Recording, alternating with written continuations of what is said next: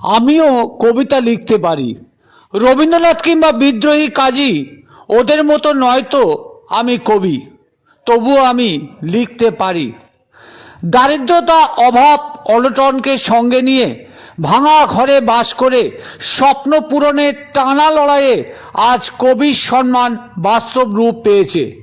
দেগঙ্গার আমুলিয়া গ্রাম পঞ্চায়েতের চককলাপোল অবৈতনিক প্রাথমিক বিদ্যালয়ের প্রাক্তন ছাত্র মন্টু পাড়ুইয়ের লেখা 3টি বই প্রকাশিত হয়েছে। আরও 2টি বই প্রকাশিত হওয়ার পথে।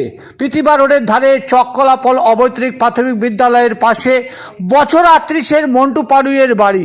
বৃদ্ধ বাবা মাকে নিয়ে অভাবের সংসারের হাল ধরতে 8ম শ্রেণী পর্যন্ত পড়াশুনো করার পর আর স্কুলমুখো হতে পারেনি মন্টু।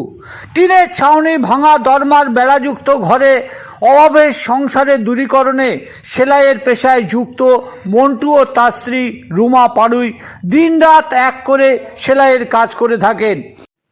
18 বছর বয়স থেকেই এই প্রচেষ্টার পূর্ণ রূপ পেল মন্টুর লেখা নতুন কুড়ি, আমিও পারি ও মায়ের অকাল বোধন লেখা বইতে, যেটি বিশ্ব দর্পণ সাহিত্য পত্রিকা প্রকাশনী থেকে প্রকাশিত হয়েছে।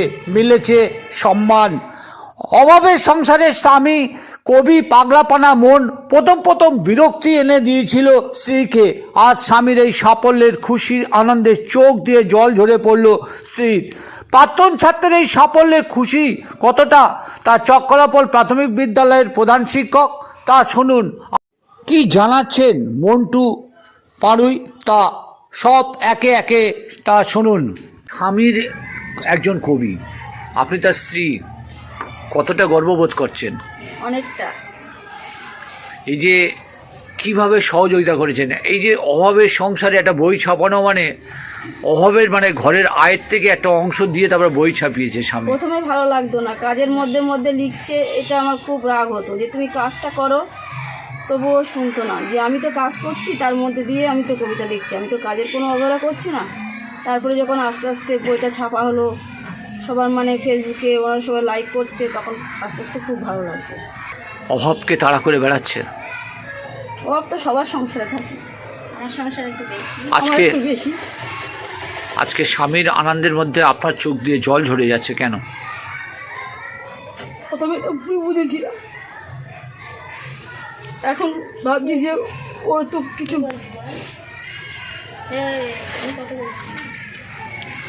আপনার নাম কি? রুমা পাড়ুই। একটু প্রাক্তন ছাত্র, তার মধ্যে এতটা প্রতিভা, একজন কবি বর্তমানে, সে কি বলবেন? আমি এতদিন জানতাম না, আপনার মুখেই প্রথম শুনতে পেলাম যে এরকম আমাদের বিদ্যালয়ের লাগোয়া, ওর ভালো নাম আমি সঠিক জানি না, মন্টু পাড়ুই, তা ওর যে এত প্রতিভা আছে ওর মধ্যে আছে, সে বা বেশি দূর লেখাপড়া না করেও যে এত সুন্দর বইপত্র লিখছে, এর জন্য আমরা আমাদের স্কুলে প্রাক্তন ছাত্র হিসেবে, বর্তমান প্রধান শিক্ষক হিসেবে আমি খুবই গর্ববোধ করছি এবং ওর আরও সাফল্য আমি কামনা করি। আপনার নাম? আমার নাম তপন কুমার রায়, প্রধান শিক্ষক। হ্যাঁ। পড়াশোনা প্রতিভা স্কুলে কিছুটা করেছি, আবার জুনিয়র স্কুলে করেছি, আমুলিয়া নবোদয় আদর্শ শিক্ষা নিকেতনে। নবোদয় আদর্শ শিক্ষা নিকেতন, যেটা বর্তমানে এখন বন্ধ হয়ে গিয়েছে। কতদূর পড়াশোনা করেছেন? 8 পাস। মাধ্যমিক দিতে পারিনি, খুব কষ্টের মধ্যে, টাকা জোগাড় করতে পারিনি বলে দিতে পারিনি। কঠিন লড়াই, পড়াশোনা ছাড়তে হলো কেন? তখন অনেক মানে কষ্টে চলতো, বা আমার হচ্ছে যে দিন আনা দিন খাওয়া ছিল, খুব কষ্টে ছিল তখন। ওরা এক হিসেবে আমি বড় হয়েছি শুধু ফ্যানে ভাতে খেয়ে। আমার কাজের পর থেকে আমরা একটু তরি তরকারির মুখ দেখতে পেয়েছি। মানে ফেনা ভাত খেতেন? ফ্যানে ভাত। কিন্তু আপনাদের যে টাইটেল মানে পাড়ুই, এরা হচ্ছে সমাজে পিছিয়ে পড়া একটা পিছিয়ে পড়া শ্রেণীর মানুষ আমরা, এখনো আছে কিছু। হ্যাঁ, কিন্তু তার মধ্যে থেকে এই চিন্তা ভাবনাটা এলো কি করে? আপনার কবিতা লেখা বা কবে থেকে শুরু করলেন? আমি কবিতা লেখা শুরু করেছি প্রায় স্কুল ছেড়ে দেওয়ার পর থেকে। খুব কষ্ট লেগেছিল যে স্কুল ছাড়তে, কিন্তু মনে করেছিলাম যে এটা আমি ধরে রাখি, আমার বর্তমান পরিস্থিতি যা আছে তা থাক, আমি ধরে রাখি ভবিষ্যতে আমার ছেলে মেয়ের যাতে কিছু বলতে পারে যে বা আমার একটা কিছু করে রেখে গিয়েছে। যেটা আমার হাত কোন ধরে তারা বয়স করছে। থেকে আপনার এখন বর্তমান বয়স কত, আর কোন বয়স থেকে লেখাটা শুরু করেছিলেন? আমি লেখা শুরু করেছি 16 বছর বয়স থেকে, হ্যাঁ। আর এখন বর্তমান বয়স আমার 38 বছর। হ্যাঁ, এই 16 বছর বয়স থেকে এই যে আপনি যে বইটা ঠিক কোন সময় লিখতেন, মানে এই যে কাজ, এটা তো আপনি তো এই কাজটা করছেন। আমি কাজের মধ্যে মধ্যে যখন একটু সময় পেলে বা কিছু একটা ভাবধারা বা কোনো একটা ওয়ার্ড বা কোনো কষ্টের গানের মধ্যে দিয়ে কোনো একটা শব্দ আমার মনের মধ্যে আকর্ষিত করলেই আমি সঙ্গে সঙ্গে সেটা লিখে ফেলি, কাগজে লিখে রাখতেন, কাছে লিখে ফেলি। তারপর আস্তে আস্তে সেটা আস্তে আস্তে কবিতার মাধ্যমে প্রকাশ করে দিই। কিন্তু এই বইটা তো ছাপাতে গেলে বা এটা তো মাধ্যম দরকার, মাধ্যম পেলেন কি করে? কে মাধ্যম আপনার পাশে পেলাম- দাঁড়ালো? মাধ্যমটা আমি বিশ্ব দর্পণ সাহিত্য পত্রিকা প্রসন্নতার সঙ্গে কথা বললাম, উনি আমাকে সাহস জোগালেন, উনি আমাকে এগিয়ে নিয়ে যাওয়ার একটা প্রতিশ্রুতি দিলেন। সেটা কত সালে? সেটা হচ্ছে গিয়ে 2023 সাল থেকে। হ্যাঁ, 2023 সাল থেকেই আমি ফেসবুক অনলাইনে লেখা পাঠাই, বিশ্ব দর্পণ সাহিত্য পত্রিকা হ্যাঁ। আর দীপ্তবাস সাহিত্য পত্রিকা। সেখান থেকে আমি সাহস পাই, আর সেখান থেকে আমার সাহস মানে এগিয়ে নিয়ে যাওয়ার প্রতিশ্রুতি তারা দেয়। কিন্তু একটা বই ছাপাতে গেলে প্রচুর টাকার দরকার, কি করে আপনি এইটা কি করে এলো?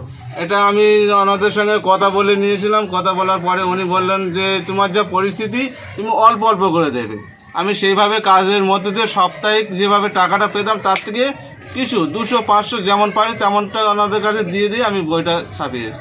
তাহলে তো সংসারে তো অভাব দেখা দিত এই পড়াটা।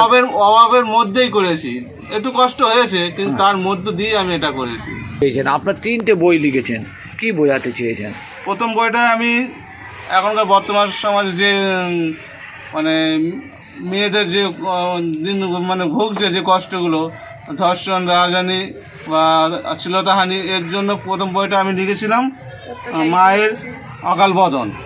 তার মধ্যে কি আছে? এর মধ্যে আছে অকাল বোধনে আপনি একটা ছবি দিয়েছেন যেটা হচ্ছে মা আসছে, মানে অর্থাৎ শারদীয়া মা আসছে। যে মা আসছে, হ্যাঁ, যে মা হচ্ছে যে দুঃশাসন, মানে যা ধর্ষণ, যা মানে শ্লীলতাহানি করছে তাদের হচ্ছে গিয়ে শাসন করতে মা আসছে, তাদের শাসন করতে মা আসে এবং থাকবে এবং সবাইকে শাস্তি প্রদান করবে। আর সেই ভরসায় আমরা আসি মাকে, সেই উপলক্ষে আর কি বইটা আমার লেখা। আর দ্বিতীয় বইটি হচ্ছে গিয়ে নতুন পুরী, হ্যাঁ, বাচ্চাদের জন্য এটা লেখা।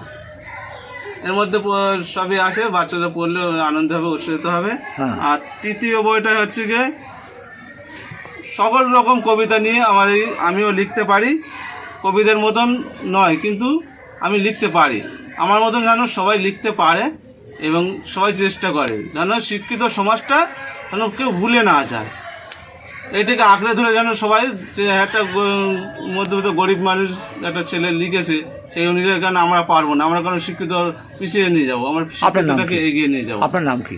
আমার নাম মন্টু পাড়ুই।